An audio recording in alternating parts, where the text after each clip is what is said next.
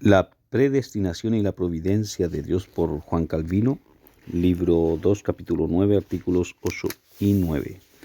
El endurecimiento de Faraón y su corazón obstinado y rebelde fueron obra de Dios, aún por el testimonio de Moisés mismo, que adscribe toda la rebelión de Faraón a Dios.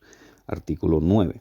La voluntad de Dios es la causa suprema de toda dureza de corazón en los hombres. Observaciones y aseveraciones del calumniador. En los artículos 8 y 9, tus adversarios hacen esta pregunta: ¿qué pues quiere decir Moisés cuando escribe y Faraón endureció su corazón? Hemos de interpretar esas palabras de esta manera, a saber, y Dios endureció el corazón de Faraón. Seguramente que esta debe ser una manera de hablar mucho más violenta que señalar. Dios endureció el corazón de Faraón, es decir, Dios conocía la dureza natural de su corazón porque Faraón había rehusado obedecerle. Otra pregunta hacen similar a esta, acerca de las palabras: si oyereis hoy su voz, no endurezcáis vuestro corazón. Salmo 95. Pues bien, si interpretaras este pasaje formulándolo: Dios no desea que endurezcáis vuestro corazón, una explicación tal implicaría la mayor absurdidad, porque haría que Dios mandara a los hombres a hacer aquello que es su prerrogativa exclusiva. Si el endurecer corazones es obra de Dios, sería absurdo mandar a los hombres a endurecer sus propios corazones o no endurecerlos, pues no serían más capaces de hacerlo que de añadir o quitar un codo de su estatura. Respuesta de Juan Calvino a los artículos 8 y 9. Una vez más ruego que mis lectores, tú profano calumniador de la verdad, me presten su confianza y comparen mis escritos y toda mi línea de enseñanza con tus artículos pervertidos y mutilados. Si tuvieran la bondad de así hacerlo, tu difamación se descubrirá acto seguido, y toda la llama de ojeriza que enciendes contra mí pronto habrá de extinguirse por sí misma. Mientras tanto, no niego haber enseñado, igual que Moisés y Pablo enseñan, que Dios endureció el corazón de Faraón. Pese a todo eso, desprecias tanto a Moisés como a Pablo y consideras como una nada todo lo que se lee en sus escritos, y entonces te adjudicas el cargo de reprenderme y de preguntarme, pues, que en un lugar se lee que Faraón endureció su corazón, si hay necesidad de hacer una interpretación más violenta del pasaje y decir que Dios endureció el corazón de Faraón. No es necesaria otra respuesta a esta pregunta que la que tú mismo provees en las palabras de este mendaz artículo. Pretendiendo citar de mis obras o corrompiéndolas o no entendiéndolas, las haces decir que, puesto que la voluntad de Dios es la causa suprema o remota del endurecimiento, el hombre mismo que se endurece de corazón es y debe ser la causa próxima del endurecimiento. He mostrado en muchos lugares y con toda claridad la diferencia entre la causa suprema o remota y todas las causas mediatas o próximas.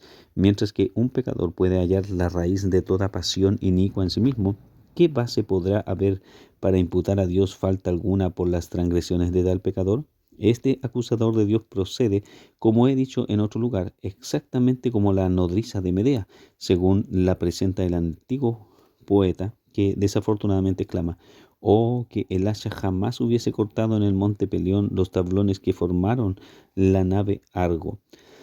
Su señora, la impura princesa, se quemaba en depravada lujuria y sentía que esa fuerza la impulsaba violentamente a traicionar y arruinar el reino de su padre.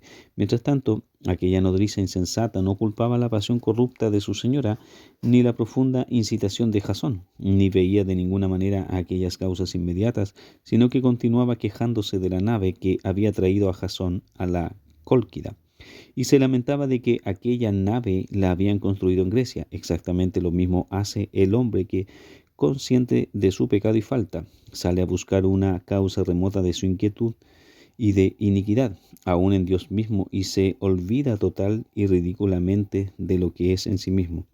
Seguro estoy de que ahora debes ver que, aunque Dios secreta y soberanamente endurece el corazón de los hombres, ninguna falta se le puede imputar, pues cada uno endurece su corazón por la maldad e iniquidad esenciales de su propia naturaleza. Pero cuando Dios dirige los corazones de los hombres a obedecerle y adorarlo, eso es enteramente otra forma de su proceder. Todos por naturaleza somos testarudos y nos resistimos, y por eso nadie desea hacer lo bueno a menos que Dios obre en él y lo lleve de la mano. Aunque la Escritura dice que del hombre son las disposiciones del corazón, Proverbios 16:1, y que los fieles disponen el corazón para buscar a Dios y rendir la adoración voluntaria. La Escritura de ninguna manera se contradice en ese punto, sino que con claridad demuestra que todo verdadero adorador de Dios le rinde servicio de buena gana, con afecto y santa libertad de alma. No obstante, esto en manera alguna contradice o estorba el hecho de que por las operaciones e influencias de su espíritu secreto, Dios cumple su parte. Pero respecto a que endurece los corazones de los hombres, eso es una manera diferente de su obrar. Según acabo de observar, Dios no gobierna a los reprobados por su espíritu regenerador, sino que los entrega al diablo y los abandona para que les sean esclavos. De tal manera domina sus voluntades depravadas por su juicio y designios secretos, que nada pueden hacer sino aquello que Él ha decretado. Por consiguiente, tal es la divina armonía y la coherencia maravillosa de estas cosas que, aunque Dios endurezca a quien quiera endurecer, todavía todo aquel así endurecido es la causa y autor de su propia condición. Pero no deseo explayar en demasía mis observaciones en contestación a este artículo. Permítaseme, pues, grabar en el ánimo y en la memoria de los lectores píos y rectos la siguiente amonestación de Agustín. Cuando el apóstol dice que Dios entregó a ciertos sujetos a pasiones vergonzosas, en Romano 1:26, es ignorancia absurda referir esto a la paciencia de Dios. Es el mismo apóstol en otro lugar conecta la paciencia de Dios con su poder, cuando dice, ¿y qué? Si Dios, queriendo mostrar su ira y hacer notorio su poder, soportó con mucha paciencia los vasos de ira preparados para destrucción, Romano 9:22, etc. En verdad, aun si este devoto y docto padre y maestro nunca hubiera escrito o hablado de esta importante materia, la sola autoridad de Dios debía ser suficiente, y más que suficiente, para el entendimiento y la fe. No soy yo quien dijo que Él quita el entendimiento a los jefes y los hace vagar, o Dios reprimió el corazón de Faraón para que no se inclinara a la compasión y a la misericordia. No soy yo quien dijo que Dios vuelve a los corazones de las naciones y los endureció a odiar a su pueblo, o que silbó por los egipcios y los usó como siervos suyos. No soy yo quien dijo que Sennacherib fue vara en la mano de Dios para castigar a su pueblo. Yo no dije todas esas cosas, son todas declaraciones del Espíritu de Dios mismo. Pues que, cuando la Escritura misma afirma que un espíritu malo de parte de Dios atormentó a Saúl, ¿achacarás esto nada más que a la paciencia o al mero consentimiento de Dios? Cuanto más se acerca Agustín a la verdad en su instrucción admonitoria, al observar los pecados que Satanás y los inicuos cometen son particularmente suyos, pero aquello que esos pecados logran se efectúa por el poder de Dios, quien divide las tinieblas de la luz según su voluntad. Ahora tú me acusas de decir lo que Dios mismo, entre tanto, afirma en sus propias palabras. En este punto sea el mismo Agustín quien te responda en mi lugar cuando dice, si se hace a un examen meticuloso de la Escritura, quedará demostrado que Dios no solamente dirige las buenas voluntades de los hombres, voluntades que Él ha hecho buenas siendo malas primero, hacia buenos actos y hacia la vida eterna, sino que también aquellas voluntades que persisten en su corrupción natural están de tal modo bajo el poder de Dios que Él las encamina e inclina cuando y hace donde quiere, ya sea para dispensar bendiciones o para infligir castigos, y que lo hace por juicios muy secretos, pero al mismo tiempo sumamente justos. Capítulo 10, artículo 10. Satanás es un mentiroso sujeto a lo que Dios disponga. Observaciones y aseveraciones del calumniador. Contra este 10º artículo, Calvino, el cual es parte de tu doctrina, tus antagonistas arguyen de esta manera. Si Satanás es un mentiroso bajo la potestad de Dios, entonces ser mentiroso es justo y por lo tanto Satanás es justo. Si es justo mandar a mentir, y lo es si Calvino dice la verdad, luego obedecer una mentira también ha de considerarse justo a causa de la justicia del precepto. Además, ya que obedecer un precepto injusto es injusto, también obedecer un precepto justo es justo. Si a esto Calvino responde que Satanás no es un mentiroso por obediencia, es decir, por mera obediencia a Dios, nosotros contestamos, ciñéndonos a las declaraciones del propio Calvino, que Satanás es mentiroso, aunque no por obediencia a Dios, sino por disposición suya. Respuesta de Juan Calvino al artículo 10. Reflexiona sobre la clase de hombre a quien disparas tus flechas.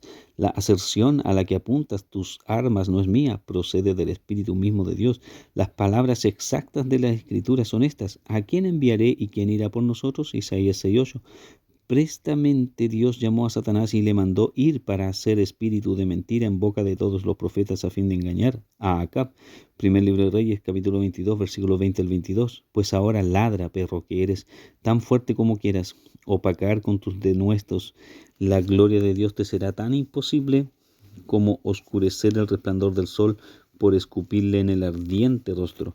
Mas permíteme de nuevo emplear las palabras de Agustín, no las mías, cuando Dios declara que envía falsos profetas y que su mano está sobre ellos para hacer que engañen a hombres y a reyes. Esto es un acto de su mera paciencia o permiso, sino un ejercicio de su poder eficaz. Y acerca de tu parloteo de que Satanás no es un mentiroso por mandato de Dios, por obediencia a ese mandato no es ninguna maravilla que te enmarañes en nudos y redes incontables mientras rehusas reconocer que Dios usa las artimañas de Satanás de manera inexplicable por su soberana voluntad, a fin de manifestar por ese medio la justicia y la equidad de su dominio supremo.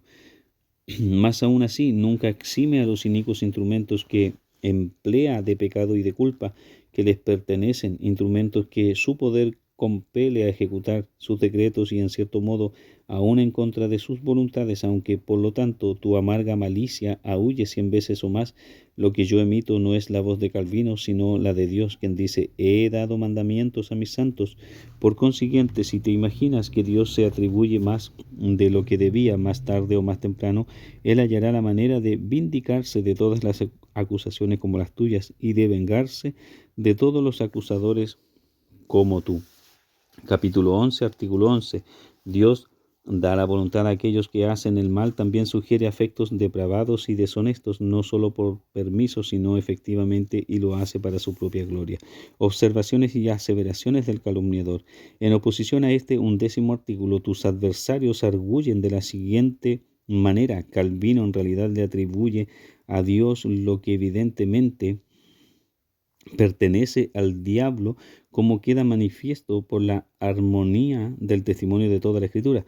Además, si Dios sugiere afectos depravados y deshonestos y con todo nos manda a resistir afectos depravados, pues entonces nos manda positivamente resistirlo a Él mismo y viene a ser por ende inconsecuente consigo mismo. Toda buena dádiva desciende de lo alto, del Padre de las luces, dice la Escritura de Santiago 1:17. ¿Deben considerarse pues aún los afectos depravados buenas dádivas?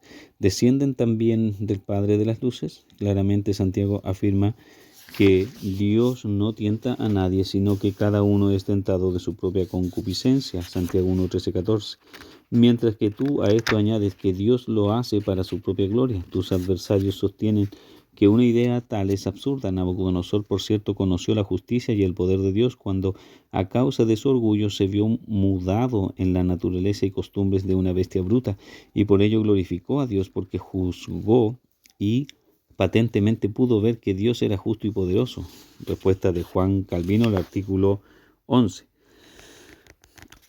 Otra vez, según ya lo has hecho, procedes a fabricar monstruos irreales y a matarlos en tu fantasía, atribuyéndote gloria en una descomunal triunfo que vanamente crees haber logrado sobre un inofensivo siervo de Dios. Sin embargo, en cuanto a los lugares de mis escritos donde he hablado o enseñado las doctrinas que este artículo contiene, esos lugares no puedes ni jamás podrás encontrar. Así es que, sin que tenga yo que decir una palabra, tu futilidad e impudencia juntas caen por tierra, con referencia a los homicidios, adulterios, rapiña y fraudes, etc., con que los inicuos se corrompen. Mi enseñanza es que todas estas perversidades proceden de la violenta maldad de sus naturalezas, pero enseño que Dios, que saca luz de las tinieblas, de tal modo gobierna a estos hombres y por medio de ellos, que por su juicio secreto e incomprensible y valiéndose de la malignidad de ellos ejecuta sus decretos eternos.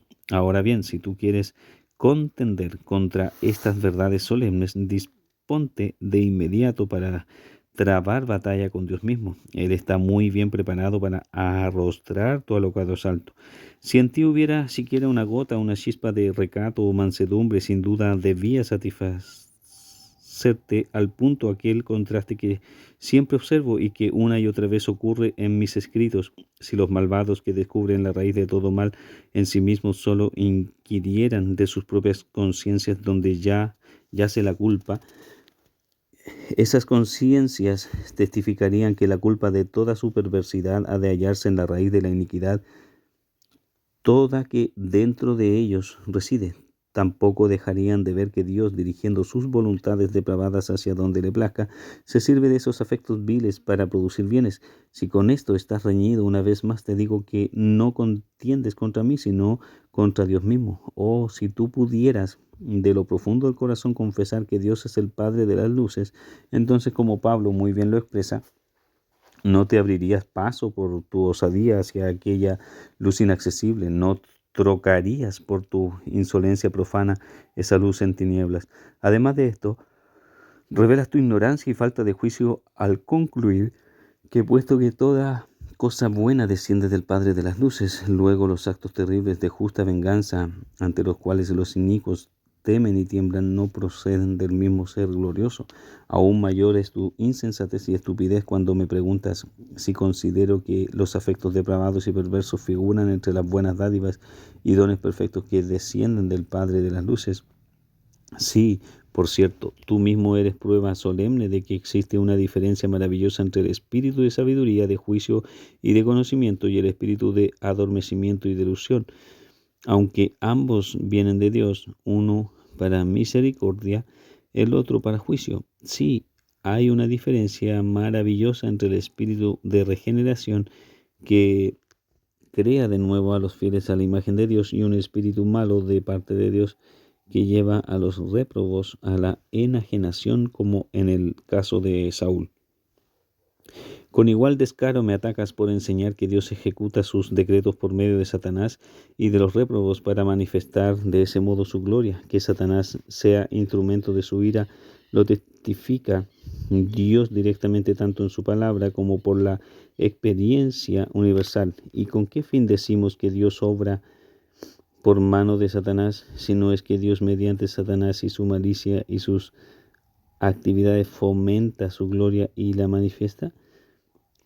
Por eso, mañosa astucia respecto a Satanás te figuras que has eludido la red de esta divina materia, pero no te es posible impedir con todas tus contenciones inicuas contra la verdad que Dios engendre su propia gloria.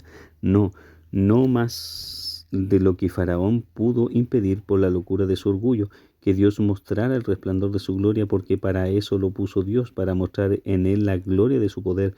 Me hará frente diciendo que Nabucodonosor dio gloria a Dios cuando confesó la justicia de Dios en sus juicios terribles. Sin embargo, para que eches de ver el desprecio que siento por todas tus insustanciales e inútiles flechas, yo mismo voy a ayudarte en la presentación de tu argumento y te pondré en el maguín aquello que de otro modo nunca hubiera entrado allí. ¿Con qué propósito exhortó Josué a Acán a dar gloria a Dios? Josué 7:19. Se propuso demostrar que Dios sería glorificado por la detección del profano robo de Acán y de su mentira. La pregunta esencial ahora es si existe solo una manera en que Dios pueda manifestar su gloria, porque si la gloria de Dios no brillara en medio de las mentiras y de las otras maldades de los hombres, Pablo hablaría en vano al decir que solo Dios es veraz y todos los hombres mentirosos. Igualmente en vano hablaría cuando de inmediato añade: si nuestra injusticia hace resaltar la justicia de Dios, ¿qué diremos? ¿Será injusto Dios? Romanos 3:5. Cuando argumentas que la voluntad de Dios es que todas las naciones lo alaben por las bendiciones que otorga, lo que afirmas es cierto siempre que también concedas que hay un gran bosque de circunstancias de las cuales Dios, por sus maravillosas operaciones, obtiene gloria para sí. Por ignorar estas cosas, provees la ocasión para el justo castigo del orgullo, porque ostensiblemente riéndote de toda sana lógica y razonamiento legítimo, perpetuamente arguyes de la especie al género de manera negativa. No juzgo digno de una respuesta prolongada tu chanza profana y blasfema cuando insinúas que Dios castiga a los hombres por gastar las barbas que él mismo creó, porque ¿quién jamás dijo que Dios creó la iniquidad, aunque sea cierto que él por su propósito secreto e impenetrable ordena y domina la iniquidad para fines justos, buenos y gloriosos? Afuera, por tanto, con tu insolencia estúpida e insípida, pues grasamente confundes la barba del hombre que crece natural e imperceptiblemente aún mientras duerme, con actos de impiedad que son voluntarios, perceptibles y conscientes. Enfurécete conmigo con toda la violencia que quieras. A pesar de eso, en esto me afirmo y me mantengo, que aunque Dios por cierto decreta y domina los afectos depravados de los hombres con objeto de lograr sus propósitos eternos, justamente castiga a los agentes e instrumentos depravados y los condena en sus propias conciencias. Solamente observa cómo de nuevo te embrollas en una red que tú mismo has tejido. Simulas confesar que no conocemos los decretos de Dios y luego sostienes que podemos comprender su justicia tan claramente como la del hombre. Supongamos ahora que alguien te preguntara si los secretos de Dios contienen alguna justicia, ¿lo negarías? ¿Quisieras hacer ver o afirmarías que la justicia de Dios en sus actos secretos que David y Pablo contemplan con asombro y adoración porque superan el último alcance de sus poderes intelectuales puede entenderse fácilmente y conocerse por entero? ¿No contienen justicia la profundidad y las riquezas de la altura de la sabiduría de Dios patente en sus juicios maravillosos? ¿Por qué, pues, has de negar que Dios es justo cuando quiera que los motivos de sus obras exceden tu comprensión? En el libro de Job se hace una insigne distinción divina entre aquella sabiduría de Dios que es insondable, el esplendor de la cual mantiene la naturaleza humana a una distancia inmensurable, y otra sabiduría que Él manifiesta en su ley que nos revela por escrito. De esta misma manera tú, si no lo confundieras todo, debías haber hecho una diferencia entre la maravillosa y profunda justicia de Dios que ninguna capacidad humana puede alcanzar y comprender, y la regla de justicia que Dios ha prescrito en su ley, que nos revela con objeto de poner en buen orden las vidas de los hombres. Yo enseguida confieso que es por la doctrina que el Evangelio abiertamente revela que Dios de seguro juzgará al mundo, pero es igualmente indudable que reivindicará al mismo tiempo la integridad de su providencia secreta contra todo alborotador profano.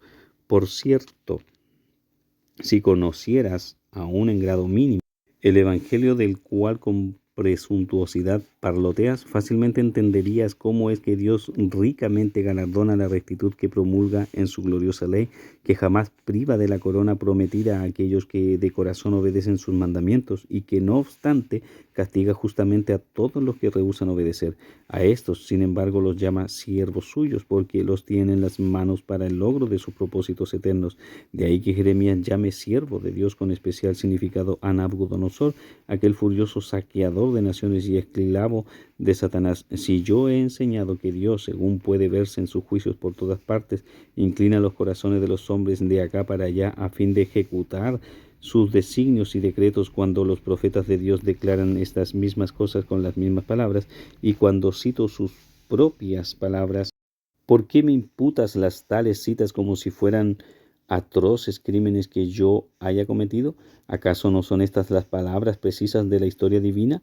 Volvió a encenderse la ira de Jehová contra Israel e incitó a David contra ellos a que dijese: Ve, haz un censo de Israel y de Judá. Segundo libro de Samuel, capítulo 24, versículo 1.